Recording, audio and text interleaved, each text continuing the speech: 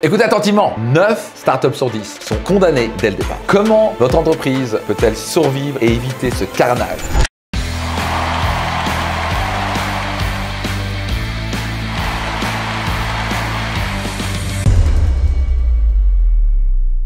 Je suis Max Piccinini, auteur best-seller du livre Réussite Maximum, peut-être vu sur France 2 ou encore BFM TV, encore en couverture du magazine Entreprendre. Et j'aimerais vous raconter une anecdote. J'étais dans les studios de Qui veut être mon associé et je trouve ça fascinant comment ils arrivaient à filmer ça dans les studios. Et vraiment très intéressant, une équipe très professionnelle. Et je me disais, toutes ces personnes là qui sont en train de passer, pitcher leur entreprise en tant que start-up, et je me dis qu'il y en a 9 sur 10 qui vont mourir parce qu'elles n'ont pas les clés nécessaires. Et malheureusement, elles se disent juste, il faut juste avoir une bonne idée, avoir le bon investisseur et avoir l'argent et je vais réussir. C'est faux. Il ne faut pas juste vous baser sur une idée et vous pouvez pas juste vous baser sur de l'argent. Il y a des startups qui sont extraordinaires à cramer le cash très rapidement, mais ils sont vraiment pas très bons à avoir une entreprise profitable et rentable. Et à la fin, c'est ce que vous voulez, avoir une entreprise qui a de la valorisation, qui vous rapporte de l'argent. Je vais partager 5 éléments qui font la différence entre ces 10% qui survivent, même ces 1% qui prospèrent, et les 90% qui échouent. Le premier élément, c'est un manque de vision et ou de USP. La plupart des entrepreneurs, quand je leur pose la question, c'est quoi ta vision d'ici 3 à 5 ans, ils sont incapables de répondre. Vous devez toujours commencer avec la fin en tête. Ça, j'ai appris par un mentor qui s'appelait Stephen Covey, malheureusement décédé, et il m'avait enseigné, tu vas commencer avec la fin en tête. Et ensuite, tu veux créer un plan d'action pour y arriver. Vous allez peut-être créer une boîte différente entre si vous voulez la vendre dans 3 ans, si vous voulez la garder pendant 10 ans et en créer une machine à cash flow. Est-ce que c'est pour devenir leader dans votre marché? Est-ce que c'est pour augmenter la valorisation de votre portefeuille? Il y a différents buts.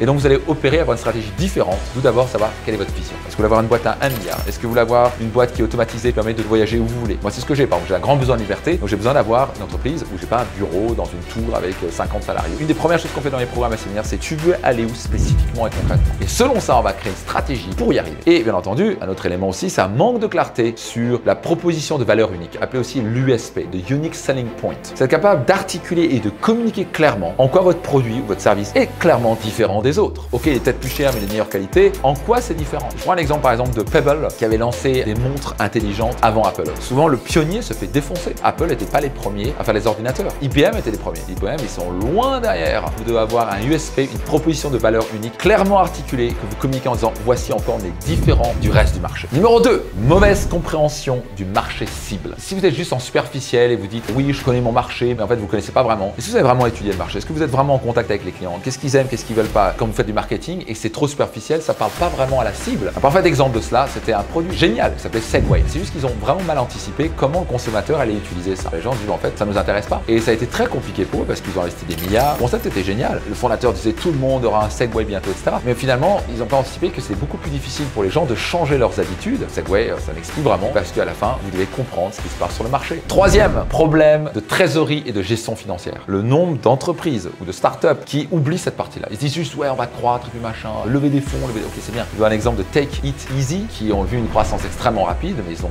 vraiment pas bien géré la trésor et ils ont mal anticipé les levées de fonds. Et puis à un moment, c'est arrivé, il n'y a plus d'argent ou ils n'ont pas réussi à anticiper au bon moment. Bye bye. À la fin, cash is king. Que vous marchiez par levée de fonds, vous ne cherchez pas à être profitable dans un premier temps, c'est l'idée, c'est croître pour aller le plus vite possible, classique des startups en levant de fonds, vous donnez des parts de votre entreprise au passage. Un jour ou l'autre, cet argent, il doit revenir avec des intérêts. C'est tellement explosant vol. Ils vont dire, on va toujours anticiper, on peut tout cramer maintenant. Et là, hop, l'économie change, l'inflation monte, le taux d'intérêt monte.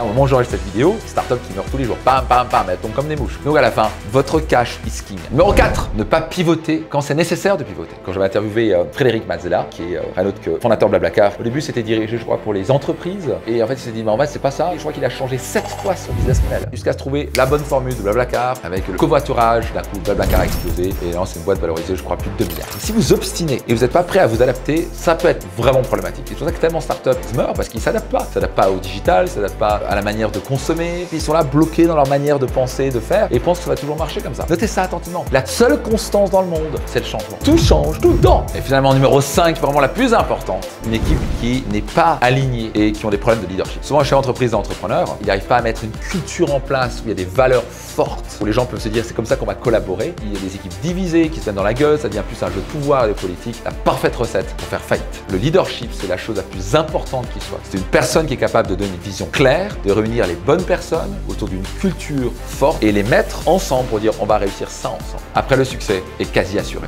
Ah ok, qu'est-ce qui vous a marqué le plus? Soyez certain de le noter dans les commentaires. Si vous n'êtes pas encore abonné, faites-le dès maintenant et je vous donne rendez-vous dans un prochain épisode. J'ai un petit cadeau pour vous. C'est un guide qui est 100% gratuit où je vous partage 7 moyens pour booster votre chiffre d'affaires de 100 à 200% et cela sans devoir dépenser un centime. Juste à cliquer sur cet écran et pouvoir le télécharger gratuitement.